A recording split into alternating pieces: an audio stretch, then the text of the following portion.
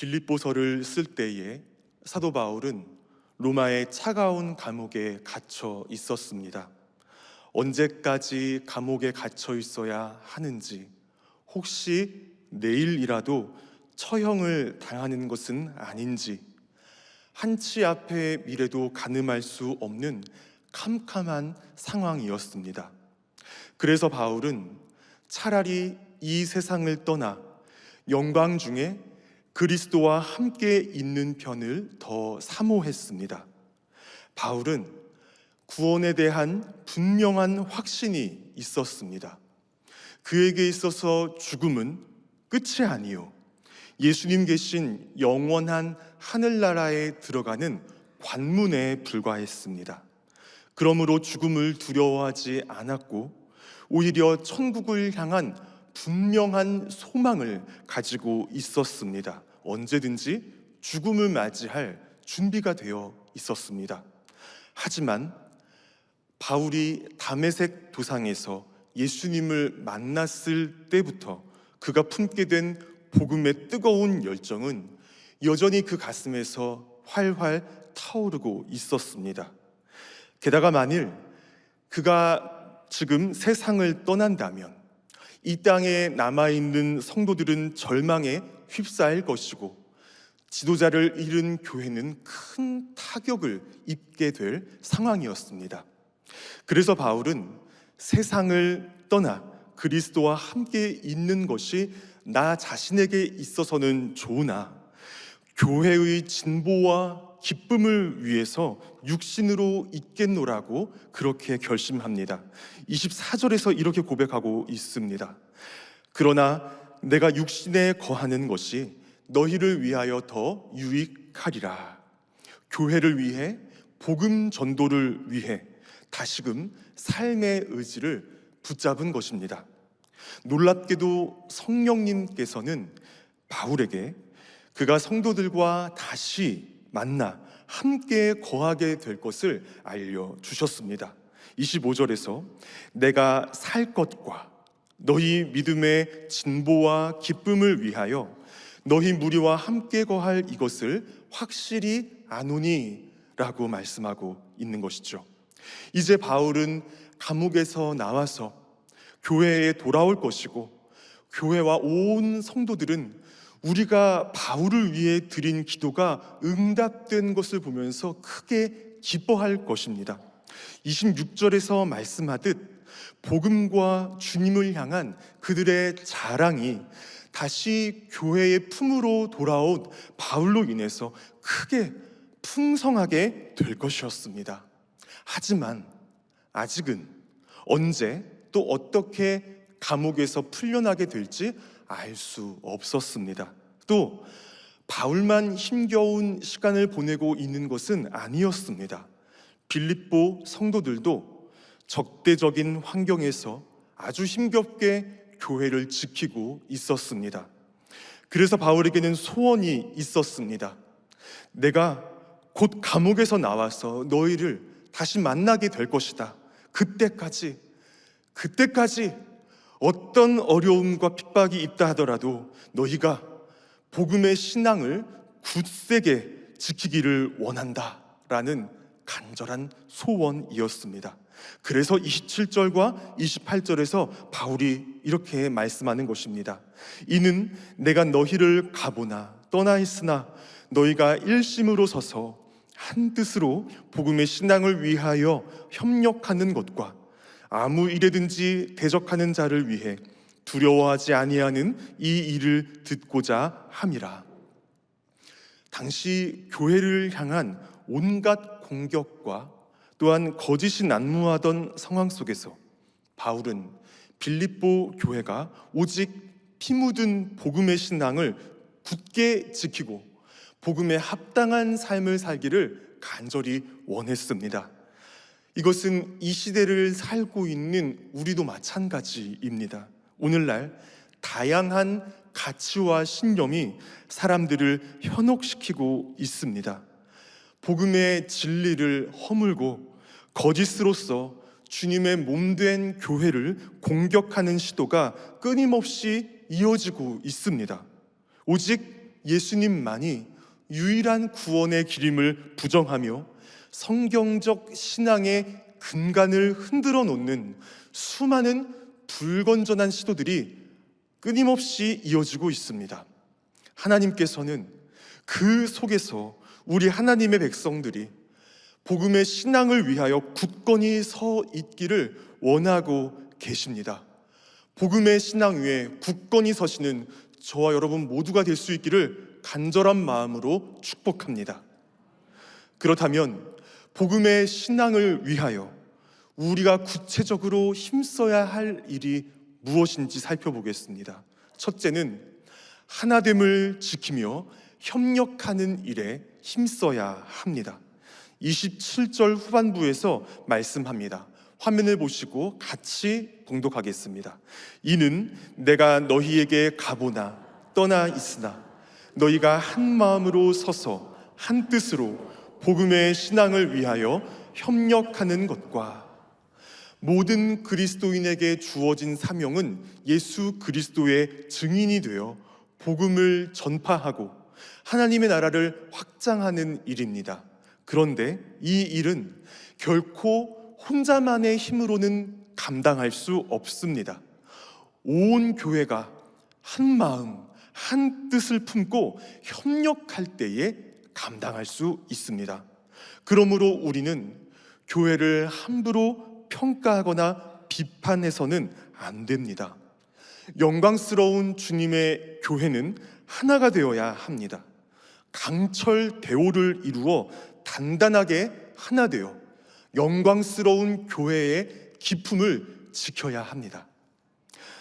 사랑하는 여러분, 은혜의 주류에 굳게 서서 한 마음과 한 뜻을 품어 교회의 하나됨을 힘써 지키시길 바랍니다. 또 우리가 앞으로 나아갈 길, 즉 이 민족, 더 나아가 전 세계를 복음으로 품는 위대한 사명에 진심과 전심으로 협력하시길 간절한 마음으로 축복합니다.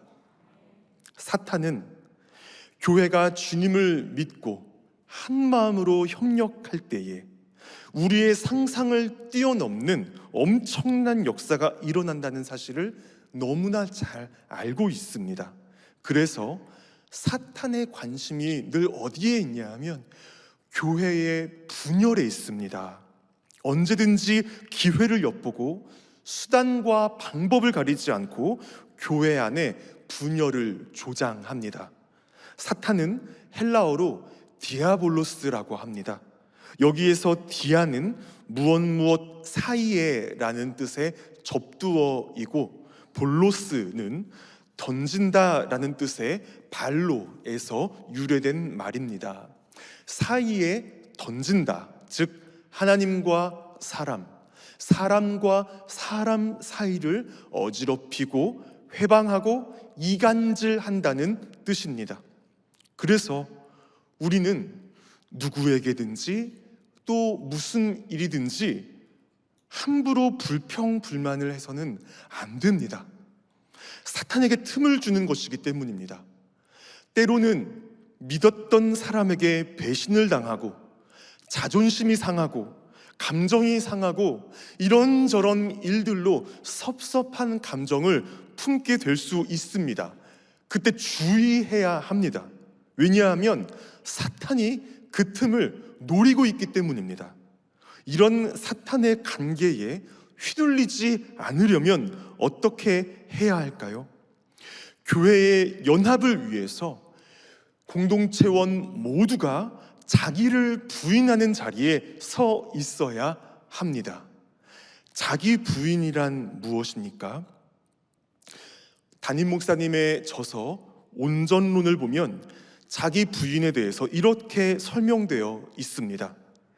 자기를 부인한다는 말은 내가 내 인생의 주인 노릇을 하며 관여했던 모든 고리를 끊고 인생의 최종 결정권을 주님께 드린다는 것이다.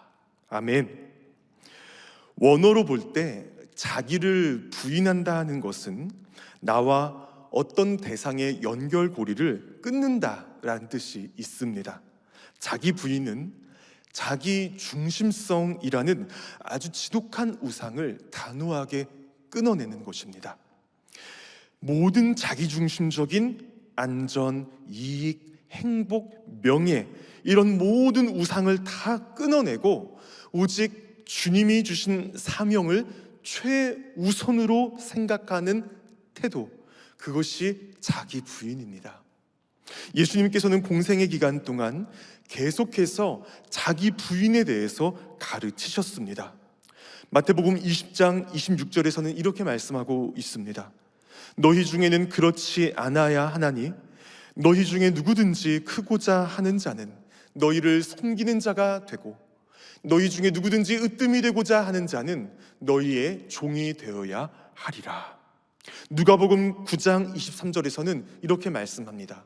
또 무리에게 이르시되 아무든지 나를 따라오려거든 자기를 부인하고 날마다 제 십자가를 지고 나를 따를 것이니라. 또 요한복음 22장 24절에서는 이렇게 말씀하고 있습니다.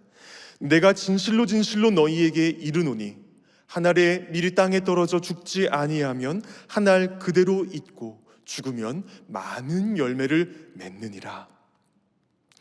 다툼과 갈등이 생길 때 엎드려 기도하시기 바랍니다. 우리는 그때 기도해야 됩니다. 성령님의 도우심과 지혜를 구해야 합니다. 그때 성령님은 우리를 어디로 인도하실까요? 십자가입니다. 예수님께서 사탄과의 영적 전쟁을 결판내신 바로 그 십자가입니다. 예수님은 우리를 살리시기 위해 모든 신적 특권을 기꺼이 포기하시고 십자가에서 죽으셨습니다. 그리고 부활 승리하셨습니다. 사탄에 대한 예수님의 필승 전략은 자기 부인과 권리 포기였습니다. 성령님은 바로 이 자기 부인과 권리 포기가 승리의 길이라고 말씀하시며 너의 십자가를 지고 나를 따르라 라고 말씀하고 계십니다. 겸손하라, 온유하라, 오래 참음으로 사랑 가운데 서로 용납하라. 성령이 하나 되게 하신 것을 힘써 지키라 명하셨습니다. 이 모든 것이 자기 부인의 길입니다. 예수님처럼 자신의 권리와 감정을 내려놓고 우리 공동체에 주신 사명을 최우선으로 생각할 때 우리는 온전히 하나 되어 승리할 줄 믿습니다. 예수님은 각각 기질이 다르고 직업도 다른 사람들을 예수님의 제자로 부르셨습니다.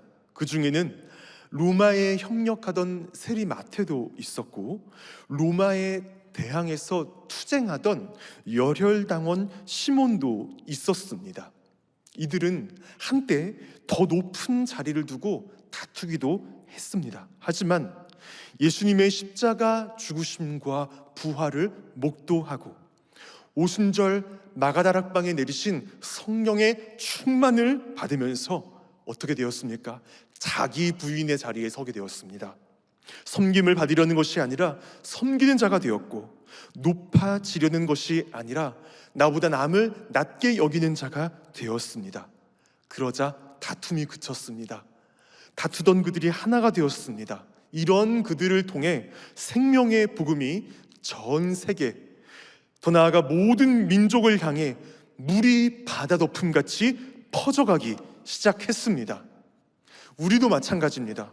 하나됨을 힘써 지키며 교회가 나아가는 방향에 기쁜 마음으로 협력해야 합니다. 그때 우리를 통해 복음이 힘있게 선포됩니다. 말로만 전하는 것은 소용이 없습니다. 왜냐하면 우리의 행동과 모습이 더 큰 소리로 말하고 있기 때문입니다. 복음을 위한다고 하면서도 여전히 육신이 살아있어서 스스로를 내세우고 여전히 다투고 분열한다면 여기서는 결코 열매를 기대할 수 없습니다. 모든 다툼과 허영을 버리고 오직 겸손한 마음으로 자기보다 남을 낮게 여겨야 합니다. 그래야 복음이 힘있게 전파될 수 있음을 기억하시기 바랍니다. 쉽지 않은 일이죠. 결코 쉽지 않습니다. 왜 그렇습니까? 내 힘으로 하려고 하니까 그런 것입니다. 십자가의 길을 걷기 위해서는 그 길을 걸을 수 있는 힘이 필요합니다. 그래서 우리는 날마다 예수님 달리신 십자가로 가까이 가야 합니다. 나를 사랑하사 나를 위하여 자기 자신을 버리신 하나님의 아들을 바라보고 그 하나님의 아들을 생각해야 합니다. 그 하나님의 사랑을 생각할 때 그 십자가에서 흐르는 예수 그리스도의 사랑, 그 샘물 같은 보혈에 내 영혼을 적실 때 내 안에 없던 힘이 생겨날 것입니다. 거룩하게 살 수 있는 힘을 주실 것입니다. 십자가를 질 수 있는 힘을 주실 것입니다. 희생할 수 있는 힘을 주실 것입니다. 그곳에 하나님의 놀라운 능력은 나타날 것입니다. 분열이 그치고 하나 되는 역사가 반드시 일어날 것입니다. 비록 우리는 살아온 배경도 성격도 직업도 다르지만 복음의 신앙을 위하여 온전히 하나 되어 협력하고 우리가 이 일에 힘쓴다면 우리는 주님의 날카로운 새 타작기가 되어서 이 세상을, 전 세계를 변화시킬 것입니다. 복음의 신앙을 위하여 하나됨을 힘써 지키며 협력하는 일에 힘을 쏟는 저와 여러분 되시기를 간절히 소망합니다. 둘째로, 우리가 복음의 신앙을 위하여 힘을 쏟아야 할 일은 복음에 대한 반대에 담대히 맞서는 일입니다.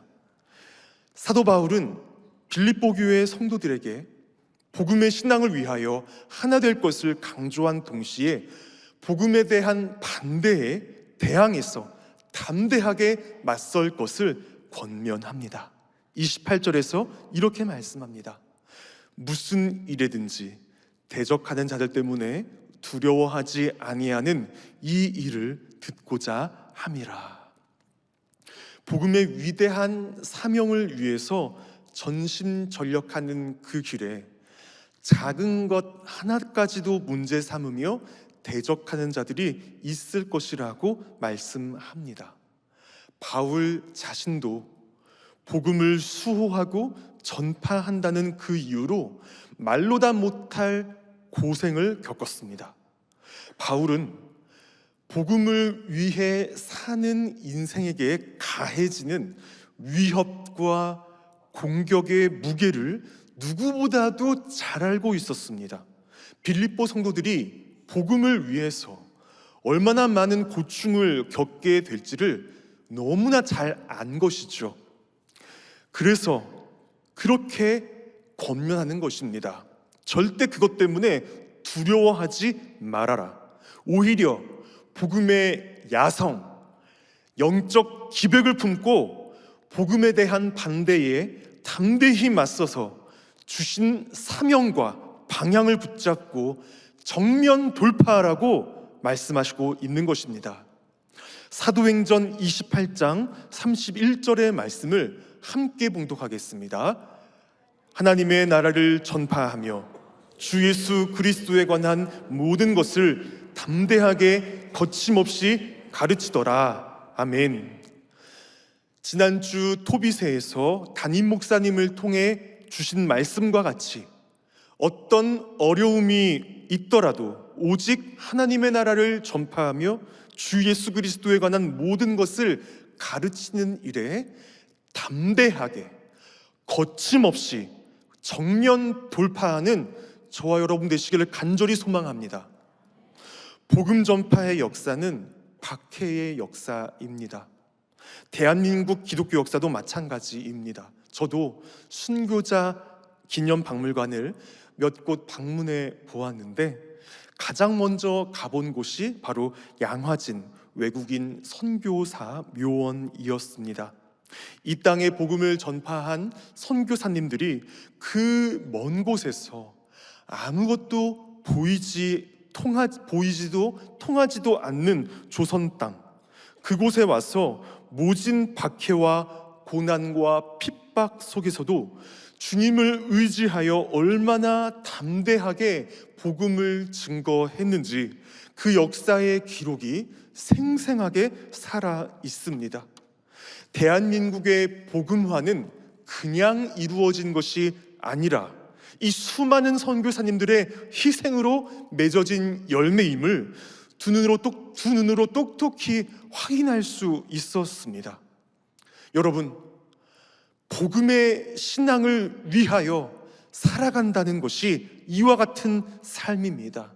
그 길에 대적이 있고 핍박이 있지만 그로 인한 고난을 두려워하지 않고 담대하게 거침없이 복음을 위한 사명에 끝까지 충성하는 것입니다.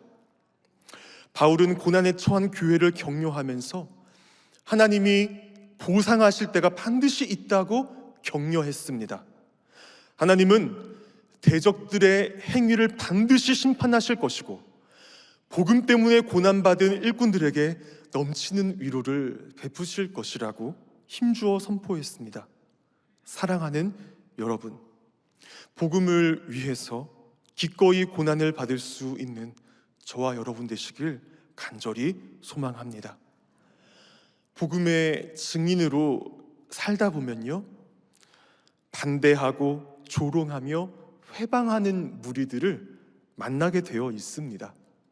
그들은 우리를 미워하기 전에 먼저 예수님을 미워한 자들입니다. 그러므로 위축되거나 두려워하지 마시기 바랍니다. 왜냐하면 주님이 우리 뒤에 계시기 때문입니다. 담대하고 대범하십시오. 오히려 그들을 위해서 기도해주고 선으로 악을 갚는 그 대범함을 보이시기 바랍니다. 예수님은 복음을 위해 박해받는 사람들에게 하늘의 상이 크다고 분명히 말씀하셨습니다. 우리가 잠시 받는 환난에 경한 것이 지극히 크고 영원한 영광에 중한 것을 우리에게 이루게 함이니라고 고린도후서 4장 17절에서 분명하게 말씀해 주셨습니다.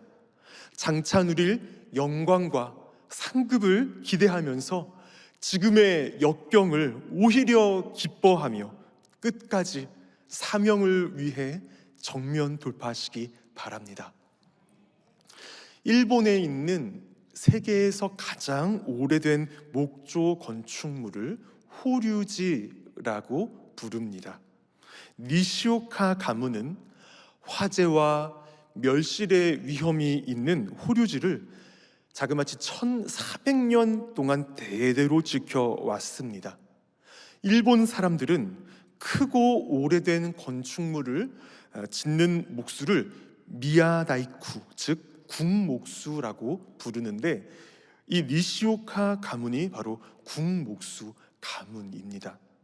그들은 1000년이 넘는 세월 동안 그 시간들을 지탱하는 목조 건축물을 세울 수 있었던 그 이유에 대해서 설명하기를 그것은 근본적으로 건물을 짓는 재료, 건축 자재가 달랐기 때문이다라고 설명합니다. 즉 1000년 이상을 지탱할 수 있는 노송을 썼다라는 것입니다. 니시오카 가문은 1000년 이상을 지탱하는 건축물을 지으려면 1000년은 된 노송을 써야 한다라고 가르쳐 왔습니다. 그들은 나무의 생명력을 그 나무가 오랫동안 견뎌낸 연수로 평가했습니다. 1000년을 견딘 나무는 그렇게 1000년 이상을 쓰임 받았습니다. 견딤이 있어야 쓰임이 있다라는 것을 가르쳐주는 이야기입니다. 예수님은 십자가에서 고난을 견디셨습니다. 그런 까닭에 예수님은 영원토록 우리의 구주가 되십니다. 어차피 견뎌야 할 고난이라면 감사함으로 견뎌야 합니다. 예수님의 십자가를 생각하며 견디시기 바랍니다. 예수님이 십자가를 참으신 것은 앞에 있는 기쁨을 생각하셨기 때문이라고 우리 히브리서 12장 2절에서 말씀하고 있습니다. 우리 이 말씀을 한 목소리로 봉독하겠습니다.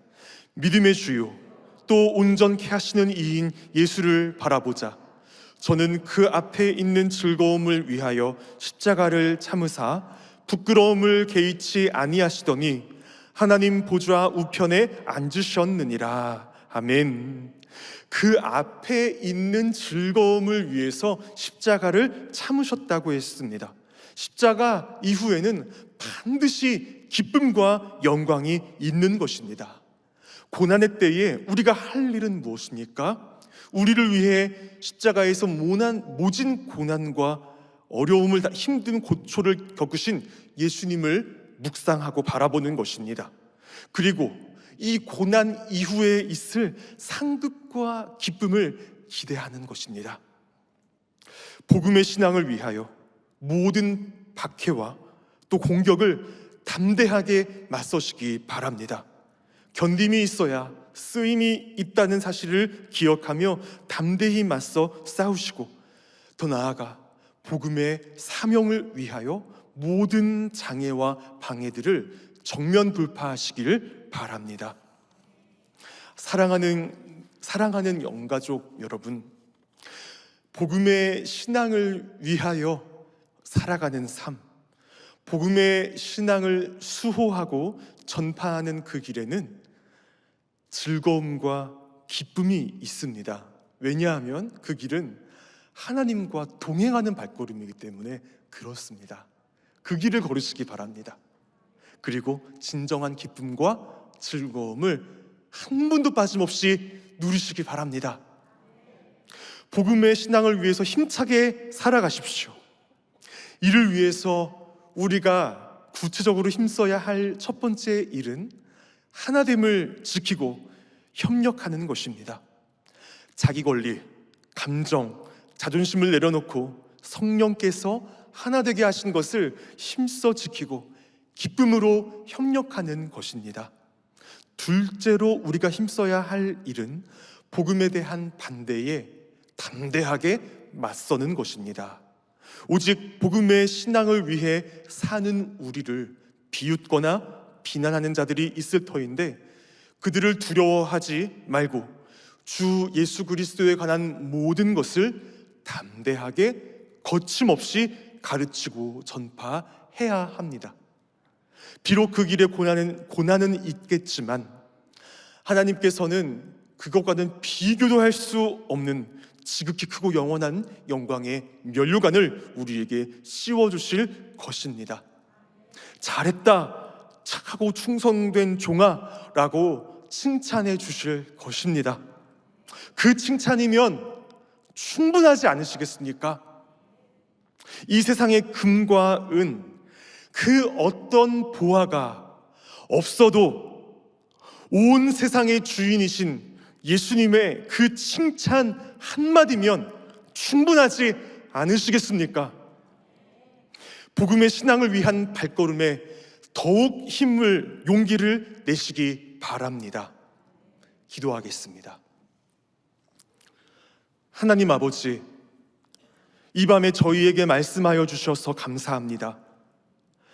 세상에서는 너희가 환난을 당하나 담대하라, 내가 세상을 이기었노라 하신 말씀을 기억합니다. 우리의 대장 되신 주님을 따라갈 때에 단 한 사람이라도, 단 한 영혼이라도 거룩한 진영에서 이탈하는 자가 없게 하옵소서. 모두가 온전히 거룩하고 영광스러운 교회의 하나됨을 지키게 하옵시고, 협력하는 일에 지혜롭게 힘쓰게 하옵소서. 십자가에서 세상 권세를 이기신 대장 되신 예수님을 의지하여 복음에 대한 어떤 공격과 방해가 있다 하더라도 담대히 맞서게 하여 주옵시고, 표대 되신 예수님을 따라 정면 돌파하게 하여 주옵소서.